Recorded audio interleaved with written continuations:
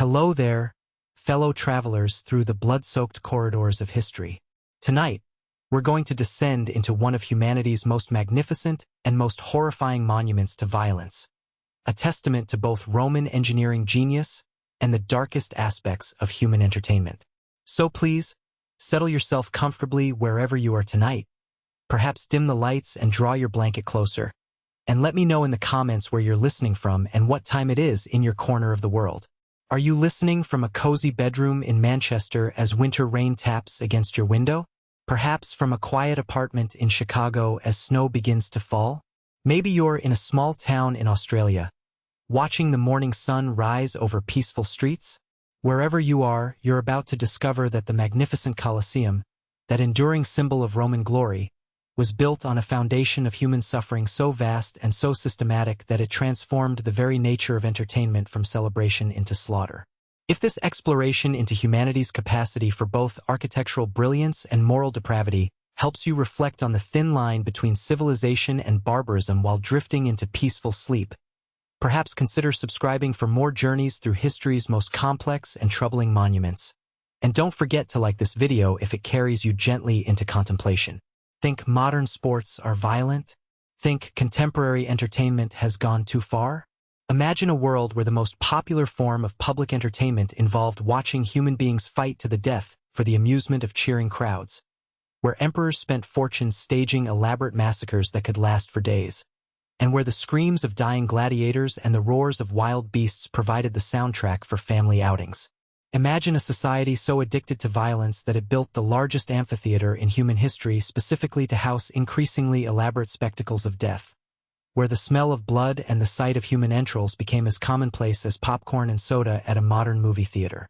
This is the true story of the Roman Colosseum and the gladiators who lived, fought, and died within its walls. A tale of architectural triumph built upon moral catastrophe that reveals the depths of cruelty that civilized societies can reach when violence becomes entertainment and death becomes sport. Picture, if you will, Rome in the year 72 CE, when the Flavian Amphitheater, which we now call the Colosseum, was under construction on the site where Nero's Golden House had once stood. The empire was at the height of its power and wealth, controlling territory that stretched from Britain to Mesopotamia, from the Rhine to the Sahara. Roman engineering had reached levels of sophistication that wouldn't be matched for over 1,000 years, with architects and builders capable of creating structures of unprecedented size and complexity. But this magnificent empire, for all its cultural achievements and technological innovations, had developed an insatiable appetite for violent entertainment that would shock even modern audiences accustomed to graphic media. The arena had become the beating heart of Roman social life, the place where citizens gathered not to celebrate art or learning, but to watch human beings kill each other in increasingly creative and brutal ways.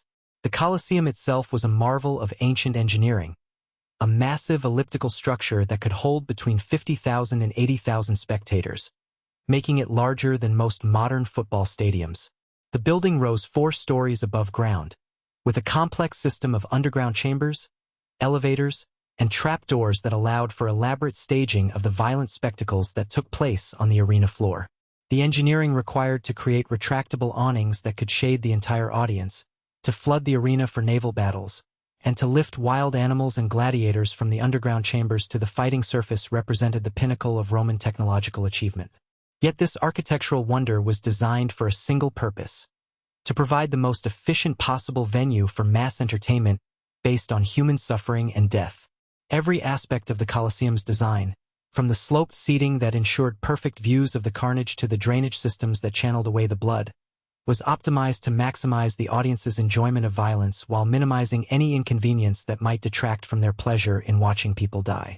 The gladiators who fought and died in this magnificent arena came from every corner of the Roman world, representing a cross-section of humanity that had been reduced to the status of disposable entertainment. Some were prisoners of war, captured in Rome's endless military campaigns and condemned to fight for the amusement of their conquerors. Others were criminals sentenced to the arena as an alternative to execution, though death in the Colosseum was usually far more prolonged and painful than conventional punishment. But perhaps most tragically, many gladiators were slaves who had been purchased specifically for training in combat skills, human beings who were bred and raised like livestock for the sole purpose of providing entertainment through their suffering and death. These individuals, torn from their families and communities, were forced to develop expertise in killing other human beings while knowing that their own deaths were not just likely but inevitable. The gladiator schools, or ludi, that supplied fighters for the Colosseum were essentially factories for producing human weapons, institutions where every aspect of a person's existence was subordinated to their utility as a source of violent entertainment. The most famous of these schools was the Ludus Magnus, located just a few hundred yards from the Colosseum and connected to it by an underground tunnel that allowed gladiators to be transported directly to the arena without the possibility of escape. Life in the gladiator schools was a carefully calibrated balance of physical conditioning, combat training, and psychological manipulation designed to transform ordinary human beings into efficient killers who could perform their deadly work in front of vast audiences. The training was brutal and relentless, with gladiators practicing combat techniques for hours each day while maintaining the peak physical condition necessary for survival in the arena. But the psychological conditioning was perhaps even more important than the physical training. Gladiators had to be broken down and rebuilt as performers who could execute choreographed violence with the skill and timing necessary to entertain crowds that had developed increasingly sophisticated tastes for spectacle. They had to learn to embrace their own mortality while developing the technical skills necessary to postpone their deaths for as long as possible. The gladiators were divided into different categories based on their fighting styles and equipment, each type representing a different tradition of combat that had been absorbed into Roman culture through conquest and cultural appropriation. The most famous were the retiarii, who fought with nets and tridents in a style derived from fishing techniques, and the secutors, heavily armored fighters who pursued their more lightly equipped opponents around the arena. Other gladiator types included the myrmidons, who fought with sword and shield in a style based on ancient Gallic warfare, the thriaces, who used curved swords and small shields in imitation of Thracian combat techniques, and the equites, who began their fights on horseback before dismounting to continue combat on foot. Each type of gladiator represented not just a different fighting style but a different conquered culture whose military traditions had been transformed into entertainment for Roman audiences. The training of gladiators was overseen by instructors called magistri, who were usually former fighters who had survived long enough to gain their freedom and who possessed the specialized knowledge necessary to prepare men for arena combat. These instructors taught not just fighting techniques but the theatrical skills necessary to provide good entertainment, including how to die in a manner that would satisfy the crowd's expectations for dramatic spectacle. The diet and medical care provided to gladiators was actually quite sophisticated, reflecting the significant financial investment that their owners had made in their training and the importance of maintaining their physical condition for as long as possible. Gladiators ate a high-protein diet designed to build muscle mass and were attended by skilled physicians who could treat the injuries that were an inevitable part of their profession. But this care was provided not out of compassion for the gladiators as human beings, but rather as maintenance for valuable property that represented a significant financial investment. The owners of gladiator schools, called lanisti, operated businesses that could be enormously profitable if managed correctly, but which required careful attention to the health and training of their human assets. The psychological state of gladiators as they prepared for combat represents one of the most troubling aspects of the entire gladiatorial system. These were human beings who knew that every time they entered the arena, they faced a significant probability of death, yet who had been conditioned to perform this deadly work as if it were a normal profession. The mental strategies that gladiators developed to cope with this reality reveal both the resilience of human psychology and the depths of cruelty that institutional systems could achieve. Some gladiators developed a fatalistic acceptance of their situation, adopting philosophical or religious beliefs that helped them find meaning in their violent deaths. Others formed intense bonds with their fellow fighters, creating surrogate families that provided emotional support in the face of constant mortality. Still others embraced the fame and adulation that successful gladiators could achieve, finding in the cheers of the crowd a form of immortality that transcended their physical deaths. The relationship between gladiators and the Roman public was complex and contradictory, reflecting the deep ambivalence that characterized Roman attitudes toward violence and social hierarchy. On one hand, gladiators were considered to be among the lowest members of society, people whose profession marked them as fundamentally different from respectable citizens.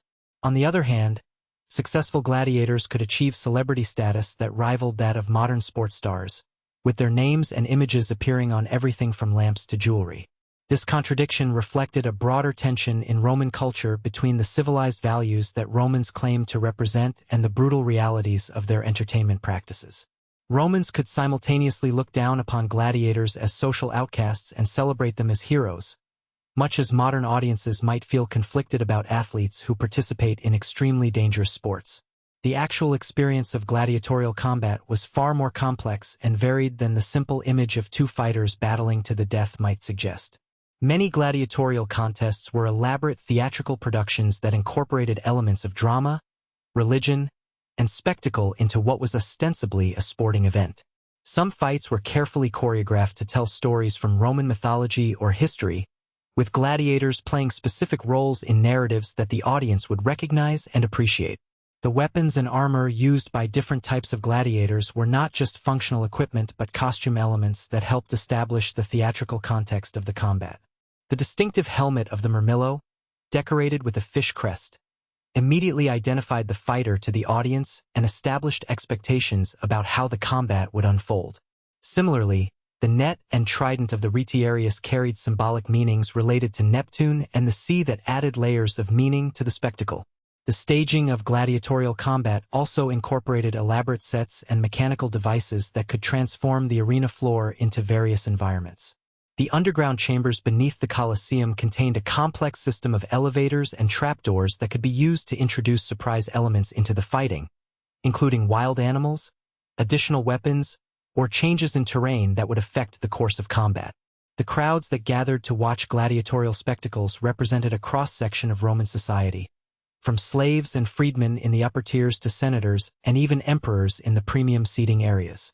The social dynamics of these gatherings were as complex as the combat taking place in the arena, with the shared experience of watching violence serving as a form of social bonding that transcended normal class boundaries.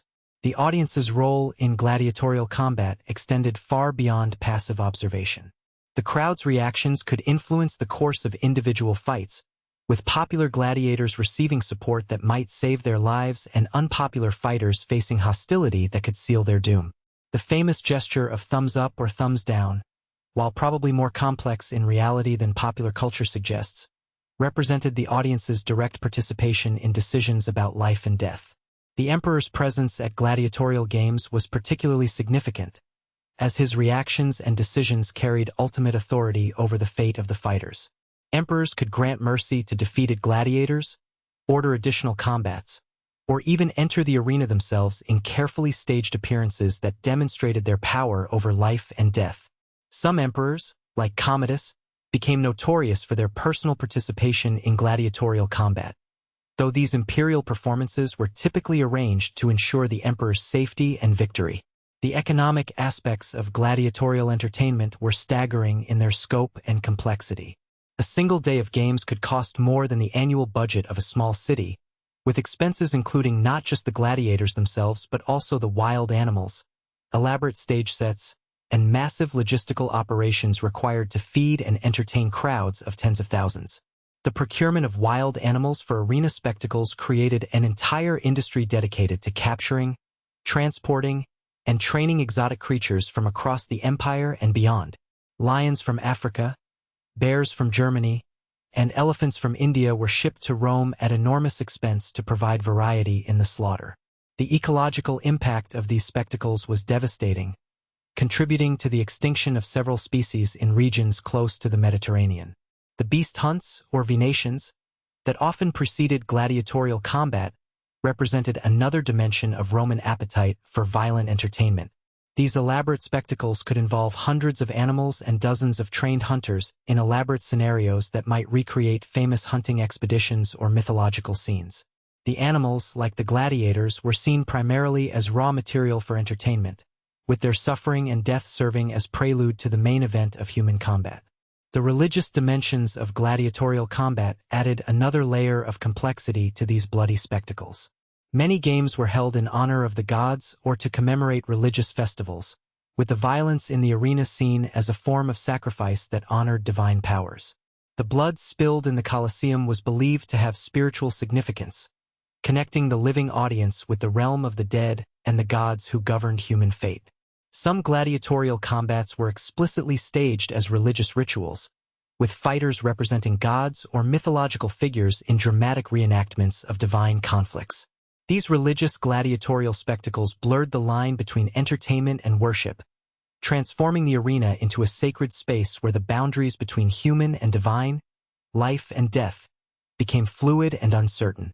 The training and lifestyle of gladiators outside the arena reveals aspects of their experience that contradict simple narratives about their lives as disposable entertainment. Successful gladiators could accumulate considerable wealth, own property, and even purchase their own slaves. Some retired gladiators became trainers or arena officials, using their expertise to prepare the next generation of fighters.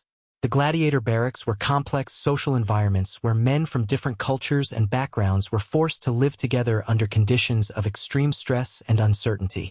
These communities developed their own customs, hierarchies, and support systems that helped individuals cope with the psychological pressures of their profession. Veterans took younger fighters under their protection, sharing knowledge and resources that could mean the difference between life and death in the arena.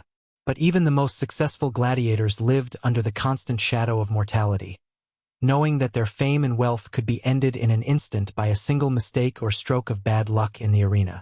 This psychological burden created a unique form of celebrity, one based not on talent or achievement in the conventional sense, but on the ability to survive repeated encounters with death while providing entertainment for others.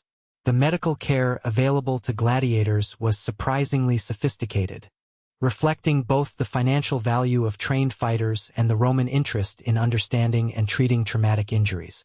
Gladiator physicians developed techniques for treating sword wounds, animal attacks, and other forms of combat trauma that represented some of the most advanced medical knowledge of the ancient world.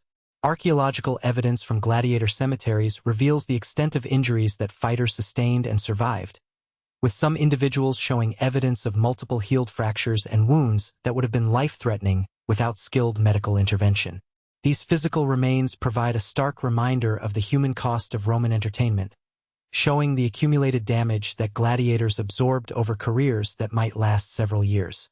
The retirement of gladiators who survived long enough to earn their freedom represented a significant life transition that few were prepared to handle.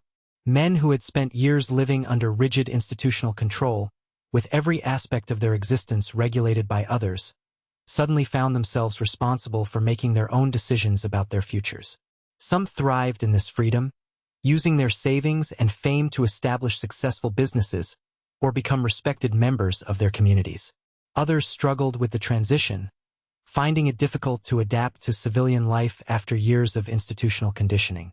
Some voluntarily returned to gladiatorial combat, unable to find satisfaction or meaning in peaceful pursuits after the intense experiences of arena violence. These tragic cases reveal the psychological damage that the gladiatorial system inflicted even on its survivors. The decline of gladiatorial combat began in the late imperial period as changing religious and cultural values made the spectacles increasingly controversial. The rise of Christianity, with its emphasis on the sanctity of human life and the immorality of violence for entertainment, provided ideological opposition to the arena system that had sustained Roman culture for centuries. Economic factors also contributed to the decline of gladiatorial spectacles, as the enormous costs of staging elaborate games became increasingly difficult to justify in an empire facing military and financial pressures. The resources required to maintain the gladiator schools, procure exotic animals, and stage complex entertainments represented a significant drain on imperial finances that could be better used for more practical purposes. The last recorded gladiatorial contests in the Colosseum took place in the early 5th century CE, marking the end of an institution that had defined Roman entertainment for over 3 centuries. By this time, the empire itself was in terminal decline, with barbarian invasions and internal conflicts making it impossible to maintain the stable conditions necessary for elaborate public entertainments.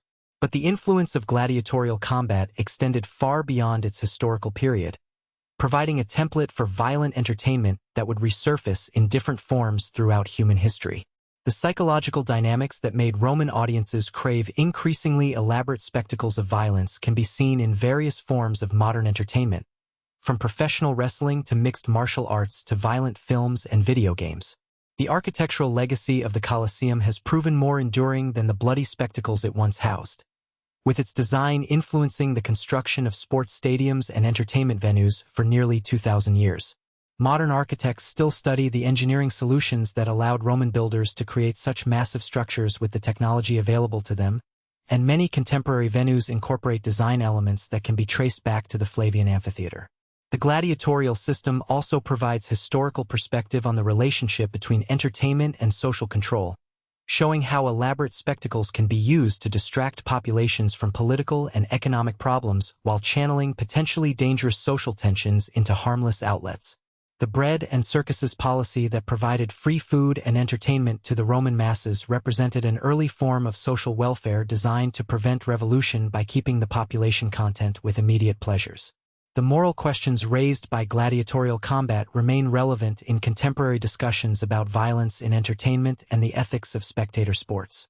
The Roman willingness to treat human beings as disposable sources of entertainment provides a cautionary example of how civilized societies can develop cultural practices that dehumanize vulnerable populations while providing pleasure for more privileged groups. The stories of individual gladiators who achieved fame and success within this brutal system also provide examples of human resilience and the ability to find meaning and dignity, even in the most dehumanizing circumstances. The gladiators who became celebrities, who formed lasting friendships, who found ways to transcend their circumstances through skill and courage, demonstrate that human spirit can survive even the most systematic attempts to reduce people to mere objects. The archaeological record of gladiatorial combat continues to yield new insights into the realities of arena life, with recent discoveries providing increasingly detailed information about the training, lifestyle, and ultimate fate of the fighters who populated the Colosseum. These findings help separate historical fact from later romanticism, revealing both the genuine brutality of the system and the complex humanity of those who participated in it. The economic impact of gladiatorial entertainment on Roman society was enormous, creating industries and employment opportunities that supported thousands of people, while also consuming vast resources that might have been used for other purposes. The gladiatorial economy included not just the fighters themselves but also trainers, weapons manufacturers, animal dealers, arena maintenance workers, and countless others whose livelihoods depended on the continued popularity of violent spectacle. The international dimensions of gladiatorial combat also reveal the extent to which Roman entertainment culture spread throughout the empire, with local amphitheaters being constructed in cities from Britain to North Africa. These regional variations on the Roman model adapted gladiatorial combat to local tastes and traditions, while maintaining the basic structure of violent entertainment that characterized the imperial system. As you prepare for sleep tonight, reflect on how the magnificent Colosseum stands as both a testament to human engineering achievement and a monument to the capacity for civilized societies to normalize extreme violence when it serves their entertainment needs. Consider how the gladiators who fought and died in that arena were not so different from us, ordinary people caught in a system that valued their deaths more than their lives. Think about the crowds who cheered for bloodshed in the name of entertainment, and wonder whether our own forms of violent spectacle might be viewed with similar horror by future generations who will judge our cultural values with the clarity that distance provides. Let the story of the gladiators remind you that beneath every magnificent architectural achievement may lie stories of human suffering that we prefer not to remember, and that the true measure of civilization is not the grandeur of its monuments but the compassion of its treatment of the most vulnerable. Sleep peacefully, knowing that the arena is silent now, that the gladiators have found their rest at last, and that the cheering crowds have crumbled to dust along with the empire they celebrated. The Colosseum remains, empty and echoing, a reminder that all human institutions, no matter how powerful or permanent they seem, eventually face their own mortality. In the stillness of the Roman night, the ghosts of gladiators walk the arena floor where they once fought, free at last from the entertainment demands of crowds who have long since forgotten their names, their courage, and their sacrifice.